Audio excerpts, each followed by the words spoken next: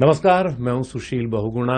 हम इस वक्त एनडीटीवी में हैं, एनडीटीवी के न्यूज रूम में। ये वो रूम है जहां से प्राइम टाइम कार्यक्रम जो आप देखते हैं वो तैयार होता है और यहीं रवीश कुमार बैठते हैं। एक तरह से रवीश कुमार का ही न्यूज का ही रूम है ये। और रवीश आज हमारे साथ हैं। इस साल जिन 5 जानी मानी शख्सियतों को रेमन मैग्सेसे से अवार्ड मिला है, दुनिया का प्रतिष्ठित पुरस्कार, उनमें से एक हमारे सहयोगी रवीश कुमार भी हैं। और रवीश इस वक्त मेरे साथ हैं मौजूद इस फेसबुक लाइव के लिए। रवीश, आपका स्वागत है। और काम पे आने से पहले और काम से जाने के बाद आजकल आप काफी व्यस्त हैं और कई जगह लोग आपको काफी सम्मानित कर रहे हैं, आपके साथ बैठना चाहते हैं, चाय पर, लंच पर मिलना चाहते हैं। और ये सिलसिला पहले भी बना हुआ था। इसी सब के बीच हमने थोड़ा समय इसके लिए निकाला है, फेसबुक लाइव के लिए, ताकि फेसबुक के जो हमारे दर्शक हैं एनडीटीवी के, उनको भी रवीश के साथ बात करने का मौका मिले। रवीश जो अपना प्राइम टाइम का कार्यक्रम बनाते हैं उस पर काफी रिसर्च करते हैं और पूरे दिमाग लगा करके बनाते हैं, दिल से बनाते हैं। लेकिन अभी हम सिर्फ दिल से बात करेंगे रवीश के साथ। रवीश, सबसे पहले तो आपको सभी दर्शकों की तरफ से, हमारी तरफ से शुभकामनाएं इस प्रतिष्ठित अवार्ड के लिए। से लिखा है, बधाई दी है। और पुरुषोत्तम हैं, वो बधाई दे रहे हैं। और अलग अलग नाम है, सब नाम ही बदल लेते हैं सब। वेबसाइट पे, यूट्यूब पे जो प्रोफाइल नेम रखते हैं उसका उच्चारण भी नहीं किया जाता है। आफ्ताब आलम है, विराज हैं, पून काटन हैं। उन्होंने कहा हाय सर। और इस वक्त यूट्यूब पर भी ये लाइव चल रहा है। रवीश, सबसे पहला, हर आदमी जानना चाहता है, इतना प्रतिष्ठित, जिसको एशिया का नोबेल कहा जाता है, जब सबसे पहली बार पता लगा कि आपको ये अवार्ड मिल रहा है, सम्मान मिल रहा है, तो क्या लगा आपको और आपके परिवार के लोगों को?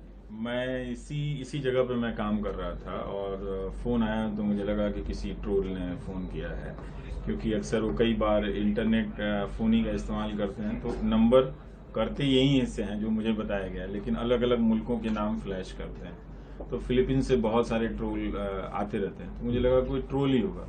तो यहाँ बानी और वृंदा बैठे थे, मैंने इनको कहा कि हम आपको आज ट्रोल की जुबान तैयार सुनाते हैं, आप खुद को तैयार कर लें। लेकिन जैसे ही स्पीकर फोन ऑन किया तो किसी महिला की आवाज़ थी, लेकिन किसी महिला ने फोन करके गाली नहीं दी आज तक। तो फिर उसको जो लगातार डर बना रहता है। हाँ, डर बना रहता है। लेकिन हमने उसको बंद किया, उसका स्पीकर फोन, और बात किया। तो उन्होंने पूछा कि आप रवीश कुमार हैं, आप फोन क्यों नहीं उठाते हैं, हम इतने दिनों से आपको फोन कर रहे हैं। तो मैंने कहा कि अच्छा, मुझे तो पता नहीं था कि कौन है, आप क्यों फोन कर रही हैं। तो उन्होंने बताया कि हम रेमन मैग्सेसे फाउंडेशन से हैं और ये है कि हम चाहते हैं कि इसको आप सीक्रेट रखें, आप किसी को ना बताएं। तो बहुत कम लोगों को बताया था। सबसे पहले आपने किसको बताया? पत्नी को बताया था, दोस्त। हाँ, पत्नी और दोस्त को। और बाकी इस कमरे के अंदर लोगों को? इस कमरे के अंदर यहाँ किसी को नहीं, वो छुपा गया। इस कमरे में एक बहुत छोटी सी टीम है जो रवीश के साथ काम करती है और लगातार जितने फोन आते रहते हैं वो लोग मिल के हैंडल करते हैं। उन्होंने रिक्वेस्ट किया कि आपको सीक्रेट रखना पड़ेगा। एक कैरेक्टर की बात है कि आप किसी को प्रॉमिस कर दें, फिर गांव में जाके बताएं। बहुत जरूरी भी है इस तरह के सम्मान का। तो फिर वो पता नहीं ये सब आखिरी वक्त में, तो मैंने उनकी बात मान ली। ठीक है, मैं किसी को नहीं बताता हूँ। और फिर मैं आप सामान्य तौर पे अपने कार्यक्रम को करने में लग गया। जो हमारी आपकी रोज की दिनचर्या है, वही हकीकत है। आप चाहे जितना आसमान में उड़ लें, लौट के आना पड़ता है मंडे टू फ्राइडे के लिए। हमें ही नहीं, करोड़ों लोगों को आना पड़ता है। इसके बाद जो आपका अनुभव वहां का रहा 9-10 दिन का, वो कैसा अनुभव है? सुशील, बहुत सुंदर अनुभव रहा। मतलब सम्मान से ज्यादा जो वो लोग सत्कार करते हैं और जिस प्रबंधन के साथ करते हैं, वो बेहतरीन था। 7-8 दिनों तक उनको ऑब्जर्व करना, कि कभी भी नहीं लगा कि हम अनचाहे कोई मेहमान हैं। और वो हर समय हर तैयारी के साथ, जो हम सोचते थे उससे पहले वो सोच कर बैठे हुए थे। और उन्हें पूरी जानकारी थी, एक एक चीज़ों की जानकारी थी और सब किसी को जानकारी थी। ये नहीं कि कोई एक आदमी मेरे बारे में ज़्यादा जानता हो या किसी और अवार्डी के बारे में ज़्यादा जानता हो। तो पूरा फाउंडेशन, उसका स्टाफ, नीचे से लेकर प्रेसिडेंट तक, और जो ट्रस्टी जूरी हैं, उन सबको एक बात पता थी, जिसको भी उन्होंने चुना था। तो जिस तरह से खातिरदारी की है उन्होंने, वो अद्भुत है। मतलब हमने तो यहाँ नहीं देखा। अब हमारे मित्र हैं विनीत कुमार, उनसे मैंने पूछा कि मैं अभिभूत हूँ कि इस तरह से बुला के अगर सम्मान कर रहे हैं, तो उन्होंने कहा कि याद कीजिए भारत में लोग पुरस्कार देने के लिए बुलाते हैं तो दे के सब चले जाते हैं, उसके बाद होटल के बाहर हम ओला उबर खोज रहे होते हैं कि घर जाने का क्या उपाय किया जाए। पर ऐसा उन्होंने एक दिन भी महसूस नहीं होने दिया और बहुत ही अच्छा लगा उनकी मुस्तैदी, उनकी तैयारी। और हमने पूछा भी कि आपने हमें क्यों दिया है, मुझे तो नहीं लगता कि ऐसा कुछ किया है। तो उन्होंने यही कहा कि इस सवाल का जवाब हम ऐलान करने के बाद किसी को नहीं देते हैं, क्योंकि हमें भरोसा होता है कि हम किसको दे रहे हैं, क्यों दे रहे हैं। इस सवाल का जवाब हम पहले खुद को देते हैं, हम क्यों दे रहे हैं। तो काफी उनकी प्रक्रियाएं बहुत सख्त हैं, अच्छी लगी थोड़ी। और उन दीवारों पे चंडी प्रसाद भट्ट जी की तस्वीर देख के तो मैं गदगद हो गया। 1982 में अरुण शौरी के साथ वो गए थे। तो आज भी उनके बाल काले हैं, हालांकि उनकी दाढ़ी सफेद हो गई है चंडी प्रसाद भट्ट जी की, लेकिन तब भी उनके बाल काले हैं। तो उनके बाल काले हैं, मतलब 82 से लेकर 2019 तक, जो उत्तराखंड से आपके राज्य की शानदार शख्सियतों में से एक हैं। मतलब उनकी तस्वीर देखकर मुझे बहुत ही अच्छा लगा। उस लीग में अब आप भी हैं। आपको बता दें, जब से इस पुरस्कार की घोषणा हुई है, दफ्तर में भी रवीश को तो आ ही रहे होंगे, दफ्तर में भी ऐसे तमाम ये सारे पोस्ट कार्ड्स जो हैं ये रवीश को एक तरह से बधाई दे रहे हैं। इन सब में रवीश को अलग अलग तरीके से लोगों ने बधाई देने की कोशिश की है। यहाँ जितने आसपास पत्र हैं वो शिकायती भी हैं, लेकिन पिछले कुछ दिनों में उनमें बधाई पत्र बहुत ज्यादा हो गए। शिकायती पत्र उसके बावजूद उसी तादाद में है, लेकिन जो बधाई देने वाले संदेश हैं वो काफी ज्यादा बढ़ गए। अभियान चलने के बाद भी सुशील, आप देखें जो पत्र आते हैं तो वो राष्ट्रपति को मार्क किए गए होते हैं। जी बिल्कुल, हमारे पास मुख्य न्यायाधीश को मार्क किए गए होते हैं, और एक प्रधानमंत्री को किए होते हैं, मुझे भी उसमें मार्क किए होते हैं।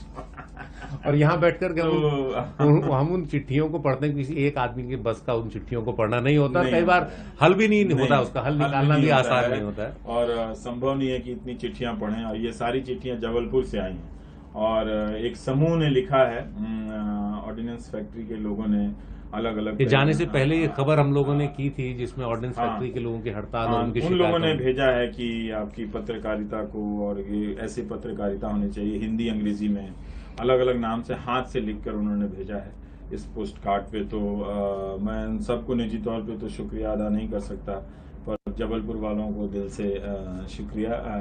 ऐसे उन तमाम दर्शकों को जो मुझे रोज अप्रोच करते हैं कि इस उम्मीद में कि आज अभी देखिए स्टूडेंट ऑफ पाटलिपुत्रा यूनिवर्सिटी ने लिखा है, भेजी है, ये पत्र भेजा है।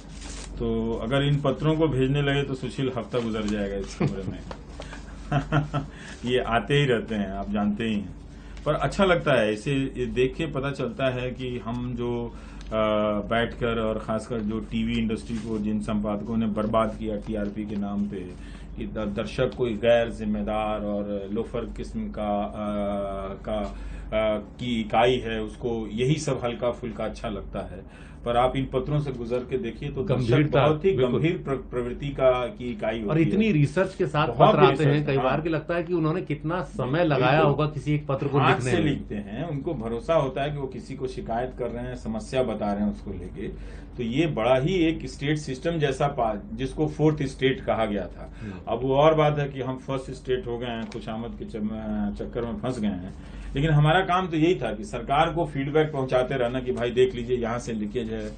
लोग आपसे इस तरह से संपर्क करना चाहते हैं, और बड़ी मात्रा में लोग लिखते हैं। आज ही हरियाणा के मुख्यमंत्री ने अपने कार्यकाल का विज्ञापन छापा, जिसमें उन्होंने लिखा है कि 6 लाख शिकायतें आई।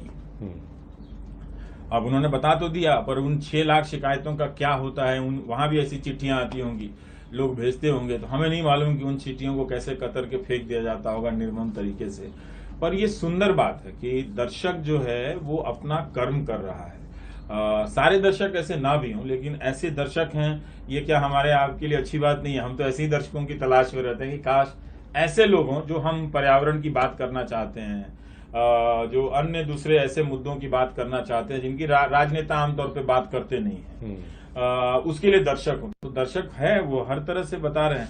अभी आप गोरखपुर के बांसगांव से किसी ने अज्ञात अनाम होकर पत्र लिखा है कि उस स्कूल में 15 अगस्त और 26 जनवरी के दिन बच्चों से 50-50 रुपए वसूले जाते हैं और कई तरह के सरकारी सुविधाओं के खाता खोलने के नाम पे 200 रुपए लिए जाते हैं।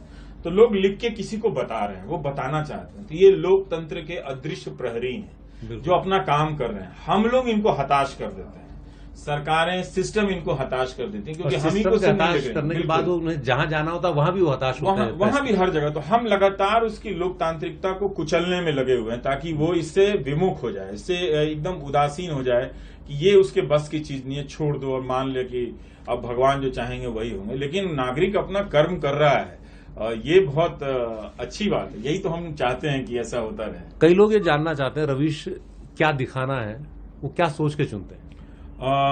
पता नहीं, मतलब रोज हम लोग बहुत सीमित संसाधन में काम करते हैं, आप जानते हैं, और जितनी उम्मीदें हो गई हैं उसमें मैं कई बार साफ साफ ना भी कह देता हूं। मैं सीधा बोल देता हूं कि नहीं, मैं नहीं कर सकता हूं। और इससे ये आसान होता है कि आप आगे झूठ बोलने से बच जाते हैं।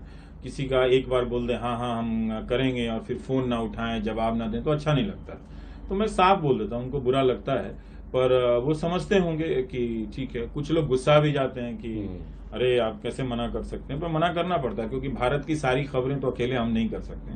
पर फिर भी हम कोशिश करते हैं कि उस 1 घंटे में उसका स्केल हमारी क्षमता के अनुसार और संसाधनों के हिसाब से थोड़ा बड़ा हो। लेकिन लोग जैसा शेप करना चाहते हैं कई बार बुलेटिन वैसा ही बनता है। लेकिन उसमें एक कोशिश जो रहती है कि रिप्रेजेंटेटिव सैंपल उठाया जाए, ज्यादा से ज्यादा जिससे दिखे वो जो अब मीडिया जिस देश के जिन हिस्सों को नहीं दिखाना चाहता है और अब कभी नहीं दिखाएगा। और क्योंकि भारत का जो मीडिया है, और ये मैं बहुत गंभीरता से मैं कह रहा हूँ, दिन रात वो इस कोशिश में है कि इस लोकतंत्र की कैसे हत्या कर दी जाए।